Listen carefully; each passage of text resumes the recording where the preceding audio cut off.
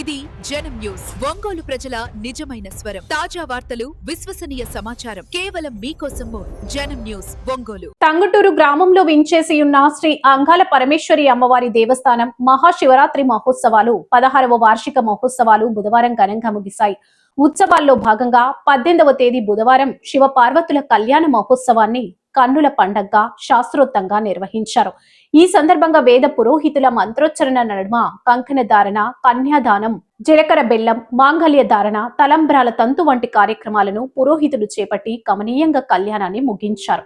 శివనామ స్మరణతో ఆలయ పరిసరాలు మార్మోగి ఆధ్యాత్మికతను సంతరించుకున్నాయి. ఈ కార్యక్రమంలో వందలాదిగా భక్తులు హాజరై శివ పార్వతుల కళ్యాణాన్ని తిలకించి స్వామి అమ్మవార్ల అనుగ్రహానికి పాత్రులయ్యారు. గాజుల అలంకరణతో అమ్మవారు భక్తులకు దర్శనమిచ్చారు. భక్తులు హాజరై అమ్మవారిని దర్శించుకొని ఆశీర్వచనాలు అందుకున్నారు.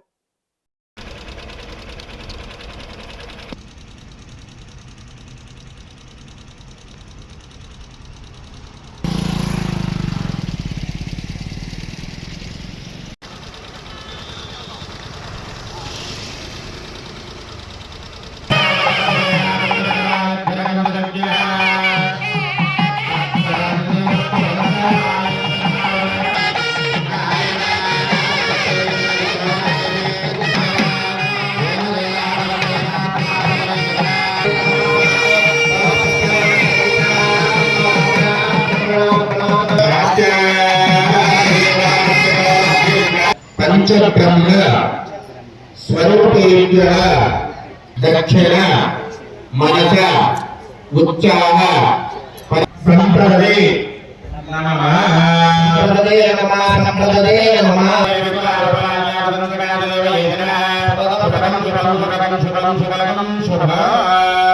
దీక్షార్థ రక్షార్థ నియమార్థ రక్షాబంధనర్థే నాగవలాహయామి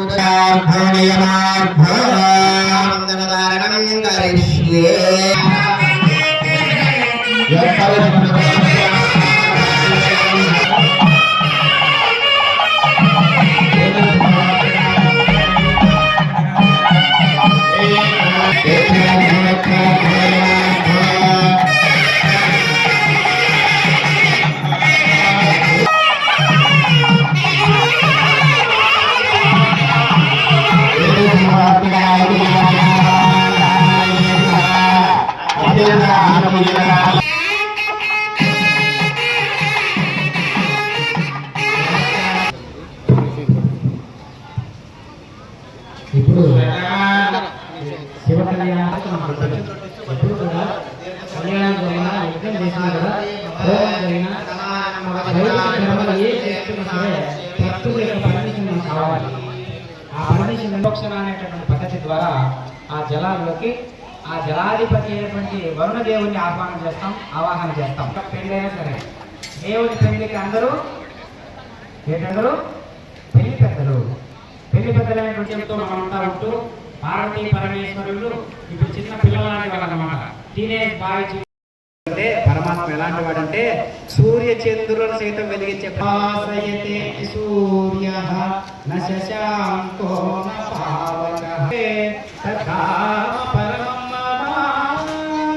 సూర్యుడు 13,000 రెట్లు పెద్దవాడు.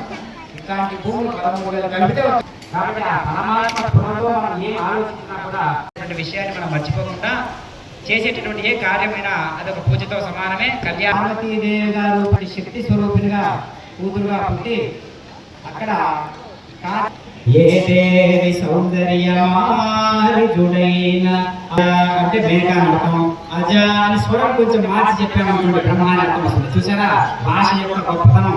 అందుకని ఇలాంటి పండుగ సత్యంలో అజ అంటే దానికి మేఘ అని అర్థం వస్తుంది. అని చెప్తున్నారు. ఏ దేవి సౌందర్యమా ఏ దేవి సత్కృపాలీక్షణలేశమో ఏ దేవి శ్రీరమ్య పాదాబ్జయుగలంబు దేవతా కోటి సంస్థ. ఈ టంగుటూరు మండలం అంతా గొప్ప విశేషంగా మాట్లాడుకోదగ్గ కార్యం ఎక్కడ జరుగుతుందంటే ఏం చెప్తాం మనంతా ఎక్కడ ఇక్కడే దృష్టి లగ్నం చేస్తారు కదా. కాబట్టి గమనాలన్నీ ఎక్కడ నుంచి ఉన్నానికి వచ్చాయి.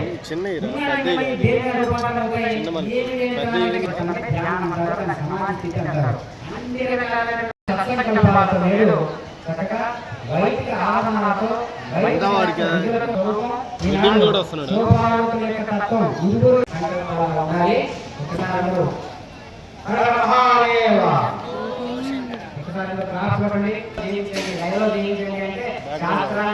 విగ్రహారాధన తర్వాత ఎక్కడిపోతాయి.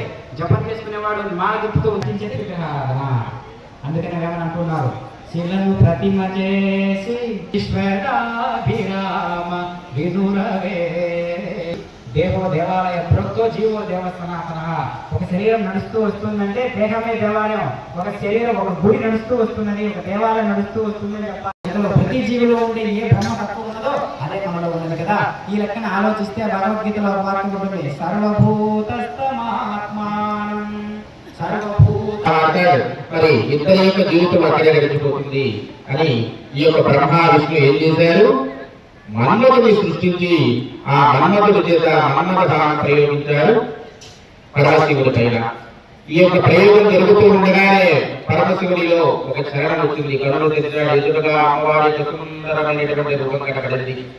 ఆ సుందరమైనటువంటి రూపాన్ని చూశాడు, మోహించాలనేటువంటి భావన ఆ పరమశివుడిలో కలిగింది. అంత ఆ పరమశివుడు ఏమిటి, నాకు ఈ ఆలోచన రావడం ఏంటి అని వెంటనే తన యొక్క దివ్య జ్ఞానాన్ని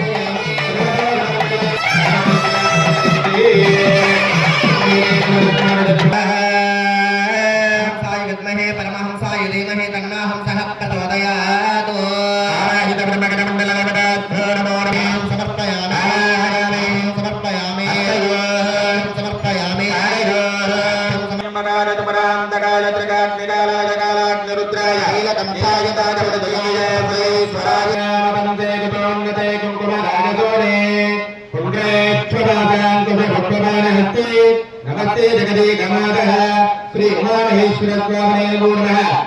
श्री महाकाय महाचलेश्वरी गुरुवने आवाहयामि समर्पयामि दुर्गाधमनियो समर्पयामि दुर्गोदके मंत्रान् समर्पयामि त्राणानन्दरो शुद्धाधमनियो समर्पयामि श्रीगन्धचन्दनो समर्पयामि गन्धशोभनीयलङ्करणार्थः अक्षरान् समर्पयामि ओम शिवाय नमः महेश्वराय नमः नमः शिवाय योगराय नमः शिवाय नमः शिवाय नमः गिरीशाय नमः शिवाय पार्वतीराय नमः शिवाय शिवाय शिवाय योग्याय नमः शिवाय अम्बराय नमः शिवाय नमः शिवाय नमः शिवाय नमः योगराय नमः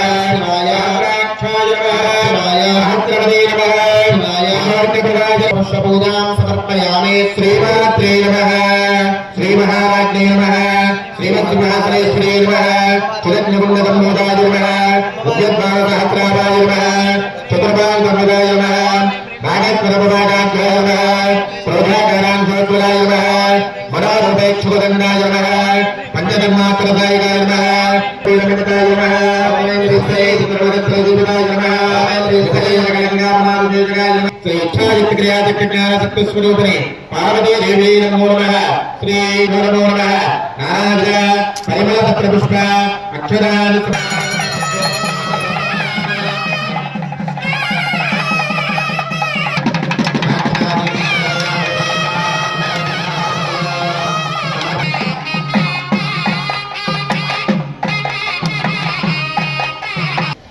ఆహ్వానించేటటువంటి విధానం అంత గంభీరంగా ఉంటుంది. ఒక్కసారి చేయబట్టి సియాపతి రావే గౌరీపతి చంద్రచూడుకి పవన సుతానుమానకి నుంచి కూడా అటువైపు బంధువర్గం ఇటువైపు బంధువర్గం మీరందరూ అమ్మవారి తరఫున వచ్చారా ఎవరి తరఫున వచ్చారా? అమ్మవారి తరఫున వచ్చారా? అమ్మవారి తరఫున వచ్చారు దేవుడి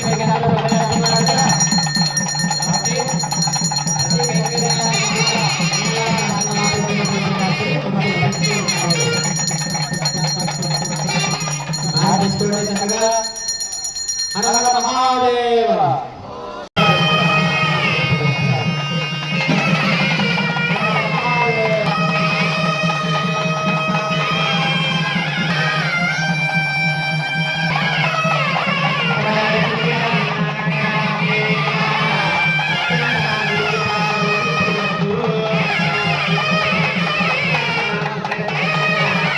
సంకల్పాన్ని ప్రతీకగా ఉన్నటువంటి సంకల్ప దీక్ష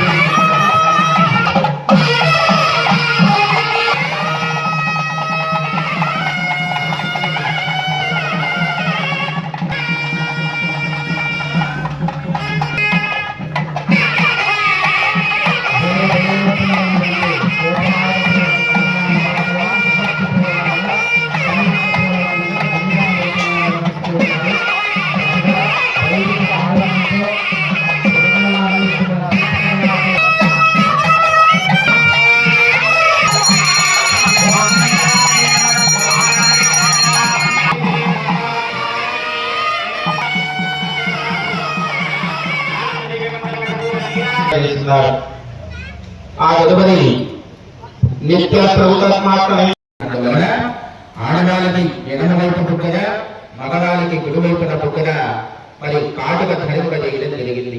ఆ తదుపరి మరి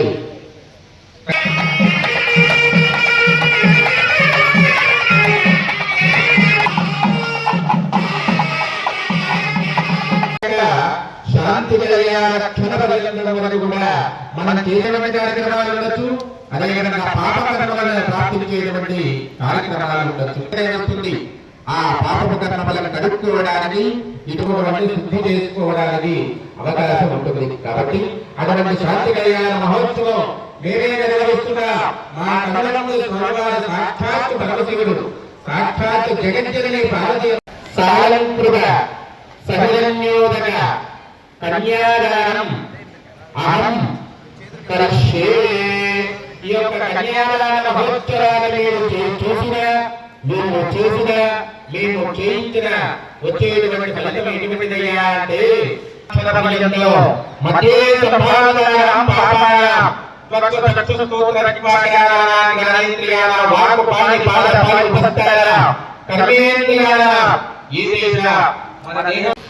అదేవిధంగా త్రిగుణీకృత అగ్నిష్టూమ అతిరాత్ర అతోయవ కాంతవర వాజపేయాది సుతక్రలు పుణ్యమగ శాశ్వత శివాయుధ్యాన్ని పొందుతారట. అంతటి మహద్భాగ్యం కలుగుతుంది అని మనకు శాస్త్రం చెబుతూ ఉంది. అటువంటి కళ్యాణ వైభోగాన్ని భక్తులందరూ కూడా స్వామివారి కళ్యాణాన్ని చూస్తూ ఉన్నారు. అదిగో ఆ కళ్యాణ మహోత్సవానికి కళ్యాణాన్ని చేస్తూ ఉన్నారు. ఉంది ఆ కొబ్బరిగోండు అమ్మవారి చేతుల మీదుగా స్వామివారి చేతిలో పెడుతూ ఉన్నారు. విశ్వ కళ్యాణ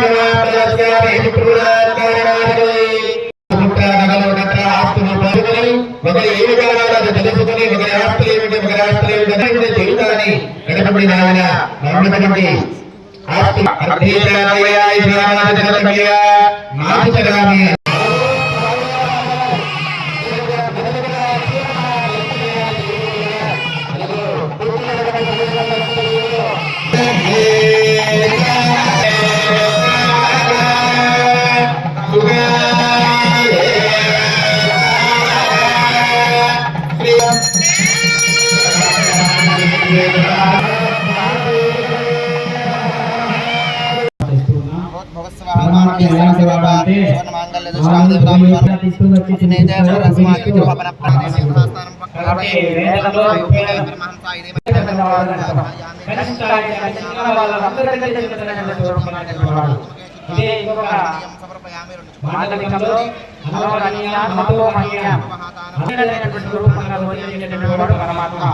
మధ్యలో ఉన్నటువంటి జీవులందరూ కూడా మనం ఏమనుకుంటున్నామంటే అహంకార స్ఫురణ పక్కన పెట్టి అహంస్ఫురణగా పాల్పడితే అదే కళ్యాణ చోట్ల అమ్మవారి యొక్క శరీరం ప్రతిష్ఠించబడి 18 శక్తి పీఠాలుగా ప్రతిఫలిస్తూ ఉంటుంది.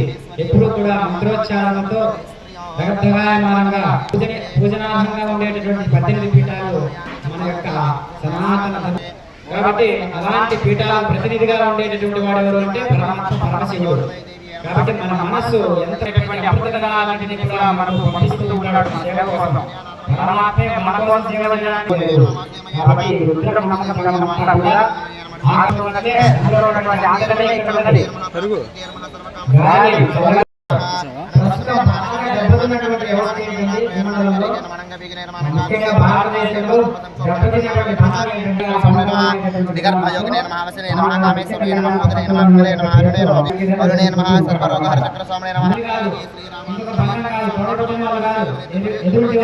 స్నేహితులు కాదు, డబ్బు కాదు, అదేవిధంగా అందరికంటే ముఖ్య స్థానాన్ని నిర్మించినటువంటి వారు సాక్షిగా మహాసేంద్రియాలన్నిటి సాక్షిగా సర్వ వేదాల సాక్షిగా సర్వ గల్ప సాక్షిగా అష్ట దిక్పాలకు సాక్షిగా సూర్య చంద్రుల సాక్షిగా విశ్వంలో ఉండేటటువంటి దేవి దేవతలందరి సాక్షిగా మరుత్వ సాక్షిగా నా మహాసేంద్రియాలన్నిటి సాక్షిగా నేను కంటికి తీసుకుంటానని కాబట్టి నాలుగు కళ్ళు రెండు కళ్ళు ఒక చూపుగా ఈ దృష్టిలోనే కాబట్టి రామాయణంలో భార్య వియోగాన్ని కన్నీరు రాశాడు. అంటే ఆ అమ్మాయి చూసారా, దశరథుడు చనిపోతే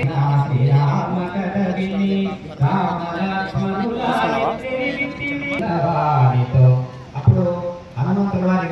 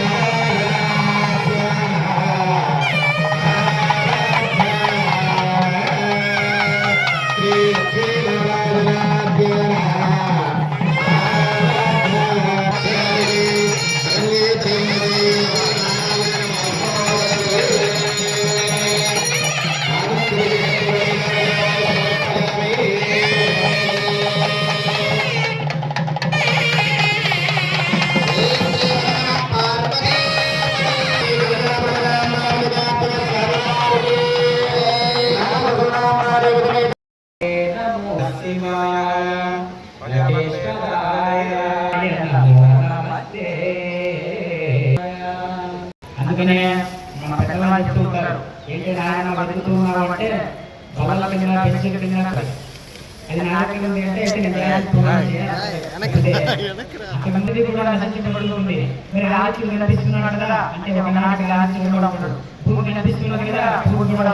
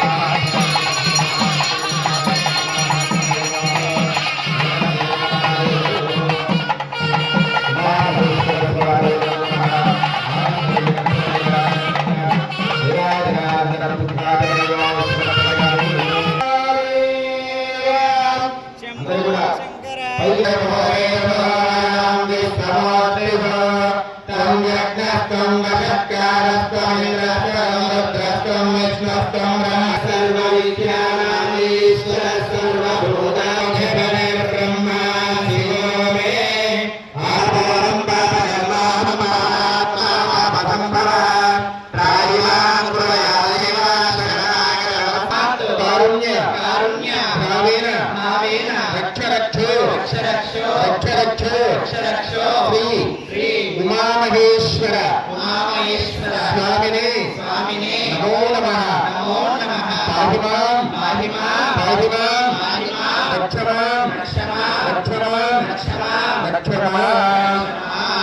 ఓం పార్వతీ పరమేశ్వర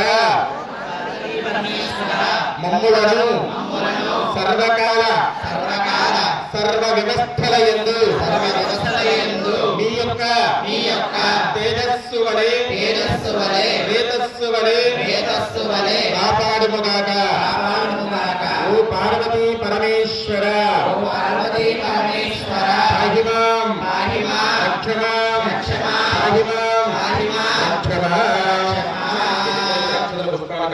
స్వామివారి దగ్గర వచ్చి నమస్కారం. అందరూ కూడా నిదానంగా రండి. మరలా ఎవరి స్థానాల్లో వారు కూర్చోండి.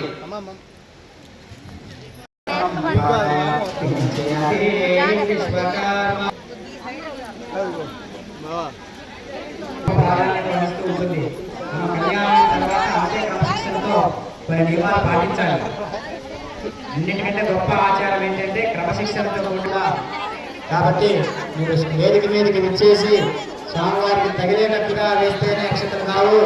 భక్తితో పరమాత్మ దృష్టిగా ఒకే వరసలో ఎంత చక్కగా మంచి వాళ్ళ కలయిక, మంచి వాళ్ళ సమాజం ఎలా ఉంటుందంటే తనలో చేరే సార్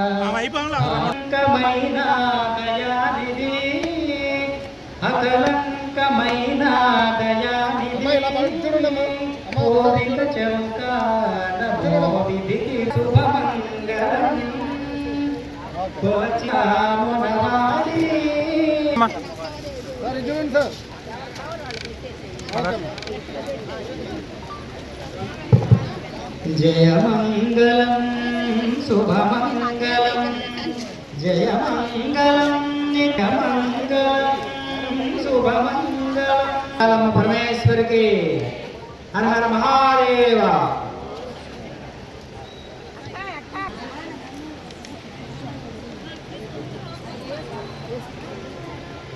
సార్ అలా పట్టుకొని చూడండి.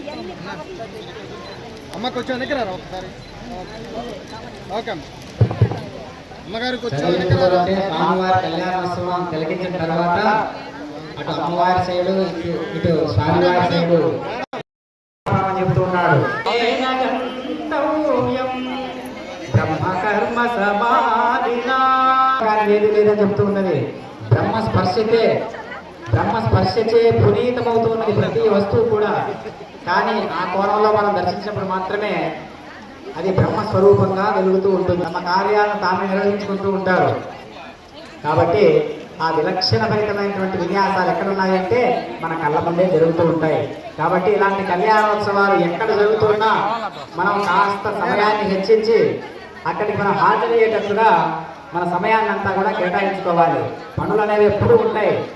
సహజంగా చెట్లు సహజంగానే సేవాభావంతో పనిచేస్తూ ఉంటాయి. చదువులు అనేక రకాలుగా ఉపయోగపడుతున్నాయి కదా, కాబట్టి మనం వాటి నుంచి కూడా ఆదర్శాన్ని తీసుకోవాలి. కాబట్టి కనిపించే ప్రకృతికరంగా ఉండకుండా మన చుట్టూ ఉన్న వాతావరణాన్ని పరిరక్షించుకోవాలి అనేటువంటి ఈనాడు లేదు. ఆనాటి రామచంద్రుడు ఈనాడు ఉన్నాడు, ఆనాటి భక్త మార్గంలో భక్తి ఈనాడు లేదు, ఆనాటి పరమశివుడు ఈనాడు ఉన్నాడు. అలాంటి రూపాన్ని దర్శించకుంటే ఎలా ఉంటుంది? ఇట్లు దానవేంద్రుడు పరిగుప్యమాన వైరుండును, వైరాపన గర్భల్యమాన రోజానుండును, రోజాను జగన్యమాన విజ్ఞాన వైరుండును, హృదయ గాంభీర్య దేవీయమాన హృదయుడును, హృదయ చాంచల్యమాన కామసుడును, కామసుడు విశ్రంభంపున హంకరించి